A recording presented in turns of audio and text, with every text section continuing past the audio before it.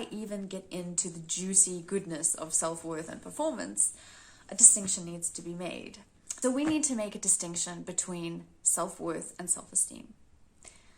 Because in the context of this video, they mean two different things. People give different definitions to these things. So for clarification, I want to tell you what my definition is, and then you will understand the context of the rest of the video. So self-esteem is something that we have been taught in school. Our parents have used the word many times: boost your self-esteem and have good self-esteem, and you have low self-esteem or you have high self-esteem. So it's a very fluctuating characteristic. Our self-esteem will go up when we've achieved something great and we won an award at school, and our self-esteem will go down when we get teased or we get bullied or something gets said that's nasty about us.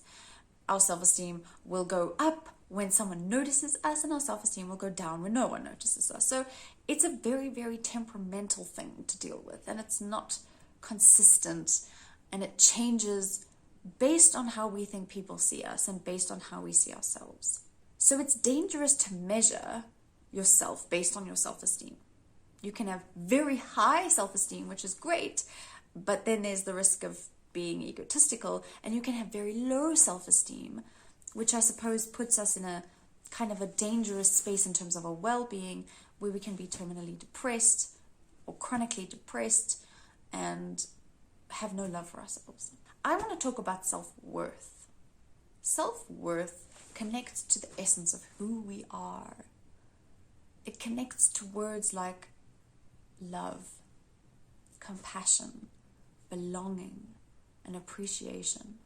Self-worth is not spoken about enough, and I need to give it a voice because it's so important, because it has such a big impact when it's low and such an equally big impact when it's high. It's also something that should always be stable and consistent, but it is not because of what we assign to be good and to be bad to ourselves. The story all begins when we are children. And how our parents spoke to us, the language that they use and how they raise us, has a huge influence on our self-worth. And it carries on throughout our lives, throughout our school careers, and then into our actual professional careers. And this is how it usually starts. A child makes a mistake or does something naughty, and they get punished for it. And often the language that gets used when children are punished are things like, you are bad, you are naughty, you did something wrong. And so what happens, especially in the brain of a child that hasn't quite fully developed to understand and rationalize language in the way that adults can, is that they take the you are bad, you are naughty, you are wrong as a reflection of themselves as a being and as a person. And I say themselves, I mean ourselves. So instead of using language like your behavior is bad, your behavior is wrong, your behavior is naughty, and separating the behavior from the person, we haven't done that. And to this day, we are still not using the correct kind of languaging with children. And the impact that this has is profound. From a very early age, we're learning that we as a person, as a being, as an entity, can be bad, can be good, and it becomes a very fluctuating thing, much like self-esteem. But I want to go really deep down this rabbit hole, and I want to talk about worth as a person. And this is where it gets quite fascinating. Let's fast forward into our school careers. Now we have this understanding that we can do really good things and we can do really bad things. So if we achieve high marks or if we achieve sporting accolades, then we as a person are more valued than someone who didn't achieve high marks or didn't achieve sporting accolades. So we determine our value based on our performance because of what we've believed about ourselves and what was said about ourselves. And obviously the schooling system doesn't exactly help the story. So those who have achieved in terms of their output really important things based on the school's value system they get recognition and reward and praise. And those who haven't, those who struggle, those who don't get good grades, either they get sent to remedial classes, or they get sent to the principal's office, or they get detention. So now already, over years and years, over the good 2 decades of our lives, we have absolutely understood that what we do reflects directly on who we are as a person, as a being. So we have to do good. We have to work hard to get that recognition and praise. Because if we don't get that recognition and praise, we're worthless. And so you take someone with learning problems, you take someone with mental problems or behavioral problems, and you put them in the normal system, in the normal schooling system, where there is this measure of human worth based on performance, based on output. They will never be able to reach that. And so they go deeper and deeper into the hole of self-hate and self-worthlessness. How is that person ever going to get a chance to understand that who they are as a person has nothing to do with their output? And we fast forward even further into our professional careers and our working careers, and again the same story happens.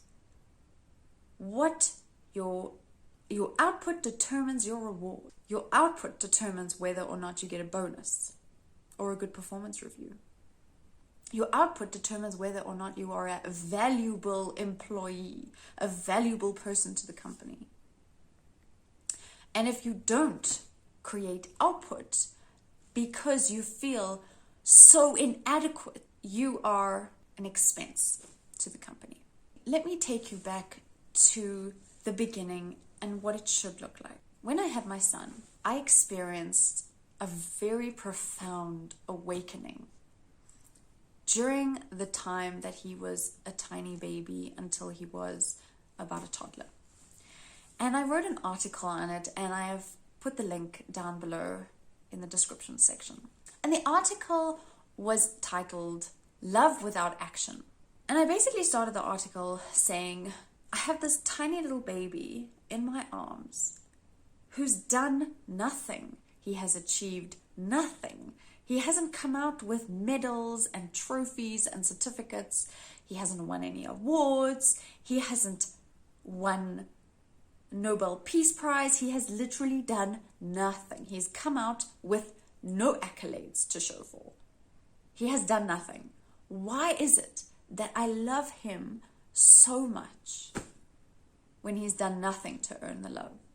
If anything, he's done everything to not earn my love by waking me up every 2 hours and making it a very painful experience. And I realized that I love him because he just simply exists.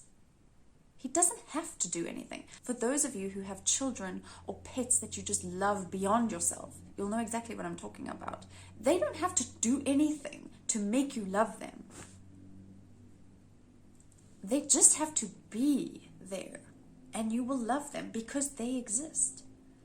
And that is what self-worth is. It's thinking back to the day that you were born, and regardless of your circumstances, when you were born, someone on this world thought, I love you just because you exist. That is where the self-worth starts to come into play.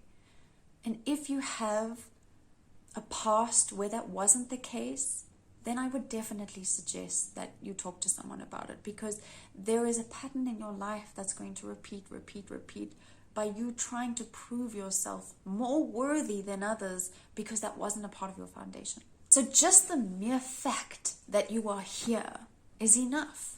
You don't have to prove anything.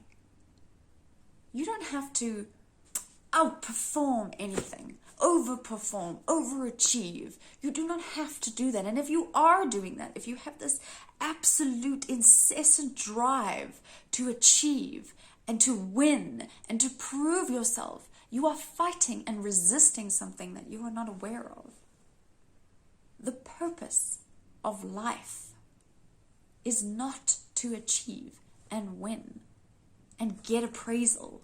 If you believe that you are enough just because you exist, you will understand that the purpose of life is to experience life, all it has to offer. It's an adventure. That might be quite a big piece to chew on for a lot of you, but I really want you to sit and think about it. You are enough. The mere fact that you are here is evidence of that. You do not have to do anything to boost your self-worth. You do not have to do anything more than what you are to make yourself feel worthy enough to be here. The fact that you are here is enough. Your job, your whole purpose, your whole responsibility of being on this planet right now is to experience what it has to offer, the good, the bad, and the ugly. This is not something I expect you to grasp straight away. Chances of you having experienced the connection between self-worth and performance from the day that you were born right up until where you are now is very high. And so there's a lifetime of work that needs to be done to undo that connection. And the only time that you can undo that connection is when you become aware that the connection isn't supposed to be there. They're supposed to be two separate things. This is the purpose of this video, is to show you that there is something that can change. So if you're feeling unworthy, if you're feeling like you just aren't getting the recognition that you need to get, that you're just not winning, if you're looking at people who are achieving amazing things and you're jealous of them and you're envious of them, or you wish you were them, that is a sign that you're not connected with your self-worth. You're not connected with who you are as a person. You're connected with your self-esteem, but not with your self-worth. So let this video be the first time you hear this to recognize that you are so much more than what you do. You are so much more than what people think of you. You are so much more than what your KPIs show on your performance review. You are so much more than the trophies hanging up in your room. You are so much more than what you give yourself credit for. Let me say it again. The fact that you are here right now is enough. Just hold on to that for a minute. I do really want to encourage you to look at my 2 meditation videos, to just be in this space and hold that thought. I have included the link in the description below. Take a few minutes to really sit with that. It's not, as I say, going to be an easy shift. I just want you to become aware of it. If you would like to contact me to know more about it or how to make the shift, please see my website. Know that you are here for a purpose, and that purpose is to experience life. And you don't have to prove your existence. You already exist.